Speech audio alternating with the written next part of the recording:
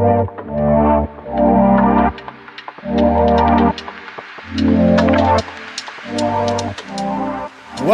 to the Blake Overton Mortgage Team audio series, where we break down the most common questions that homebuyers have when it comes to financing their dream home.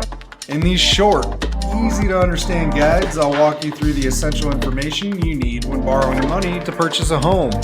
Whether you're a first-time home buyer, selling and moving into another house, or even maybe refinancing, we cover it all.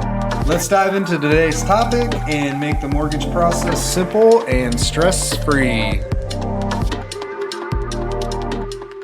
Welcome back. We're going to dive in a little bit more on FHA loans, and we're going to compare them to conventional loans and talk about what the difference is as you think about what an option is for you to purchase a home. They're two of the most common loans out there, and they are going to have different requirements, different guidelines, different regulations that need to be met or followed when evaluating your credit, your assets, your income. So let's break it down so that you can confidently choose which one works best for you. We'll talk about down payments first and the difference between down payments in each of those loan programs. So FHA is going to have a minimum down payment requirement of 3.5%, provided that your credit score is over a 580 credit score. If your credit score is under 580, it is going to have a little bit more of a different requirement on the down payment, most likely 10% down. But typically you can look at an FHA loan minimum down payment requirement being 3.5%. Where on conventional loans, those are going to vary a little bit. A lot of times you can qualify as a first-time home buyer with 3% down in a conventional loan. However, a lot of times folks will start at around 5% down on a conventional loan because of some other factors that come along with it, like the mortgage insurance and things like that when you're not putting 20% down, which we'll cover a little bit more further on. But the minimum down payment requirements are FHA at 3.5% down and a conventional loan, sometimes 3%, often 5% down as being your minimum down payment. If you've got a smaller down payment set aside, FHA typically tends to open the door up a little bit more because of their flexibility on their requirements and guidelines as opposed to a conventional loan. So it's a good option for minimum down payments. Credit score requirements between those two loan programs. Let's talk about that. The biggest thing to recognize between each of those is that FHA, without a doubt, is going to be more lenient on the credit score side of things. Conventional, on the other hand, you'll sometimes see if you're doing some like online research or things like that you're going to see that conventional loans can sometimes go down to a 620 credit score to get your foot in the door.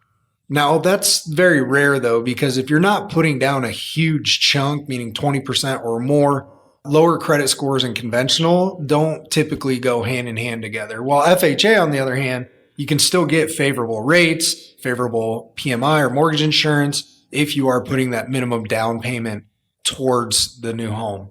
So in other words, FHA just gives you the opportunity to rebuild, while conventional loans expect you to have it all put together before letting you through the door. Talked a little bit about mortgage insurance, and I'm going to break this down with a couple different analogies and a couple different ways to look at mortgage insurance. So mortgage insurance is something that might seem like it's an extra layer of hassle, if you will, but it's a necessary part of the loan if you're putting less than 20% down. Think of mortgage insurance as imagine you're like on a hike or you're on a climb and you need all this gear, right? Well, mortgage insurance think of it like mortgage insurance as the extra gear on that hike or climb. You don't necessarily want it, but it's there to keep things safe, if that makes sense. So with that being said, if you think about it that way, it's an extra layer of protection to lenders because it's insured by the FHA Housing Administration. That means that their lender is going to be a little bit more protected for lending you that money. So even though it may not be needed, it's there as a safety net. On a conventional loan, you're going to pay PMI or mortgage insurance until you've actually reached that 20% equity mark, at which point you can take off that extra gear, if you will. You're climbing freely and you've proven that you've got a good hold on the loan. So they will be a little bit more forgiving in allowing you to remove that gear or to remove that liability. Where FHA, that gear sticks around for longer. So you pay that premium annually and it's going to stick with you for the life of the loan. So unless you refinance out of that loan into a conventional loan product, you're always going to carry that extra gear. You're always going to carry that extra mortgage insurance on your payment. But it was a way to get you in the doors on the hike. So you're just something that it comes along with the loan. It's going to be standard. I talk about that in other recordings. So, and I've also talked about this in other recordings on FHA loans, but there's limits. There's actually limits to conventional loans too. There's a limit that you can reach before it's considered a jumbo loan. FHA loans, on the other hand, typically your maximum loan amount is going to be around $472,000.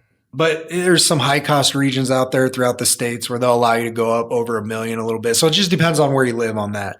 But typically you can expect your maximum loan amount to be $472,000 and some change to be able to qualify for an FHA loan.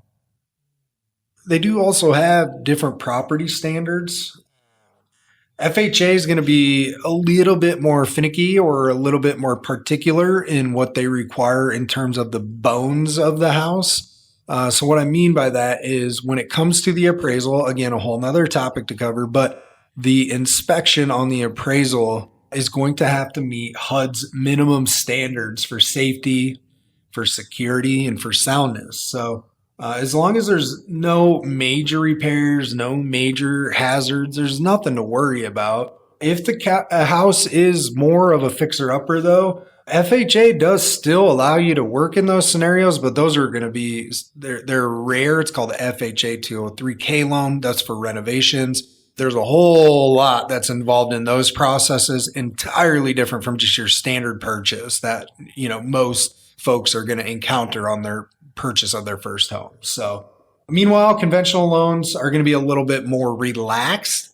They don't freak out about things on the house. They are better suited for homes that may need a little bit more TLC, maybe, older homes that do need some electrical updates or things like that. But again, FHA is still, they're fairly lenient on what they allow. And I always tell people if FHA isn't going to allow it, it's something that you want addressed as a buyer anyways, most likely. So it's good to get those things figured out. And 99% of the time, if those items come up as an issue throughout the process, they get resolved and you move on to your closing. So just one thing to keep in mind when it comes to the actual property and not the qualifications for you to get financing, but also what the property is required to be, the shape it's required to be in to get approved.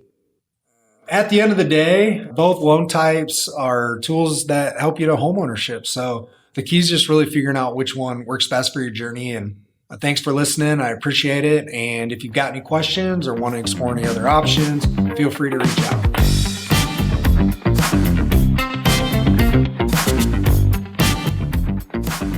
Thanks for tuning in to today's guide from the Blako Mortgage team. I hope this short listen helped you answer your questions and gave you the confidence to take the next steps in your home buying journey. If you have more questions or you want to explore your options, feel free to reach out.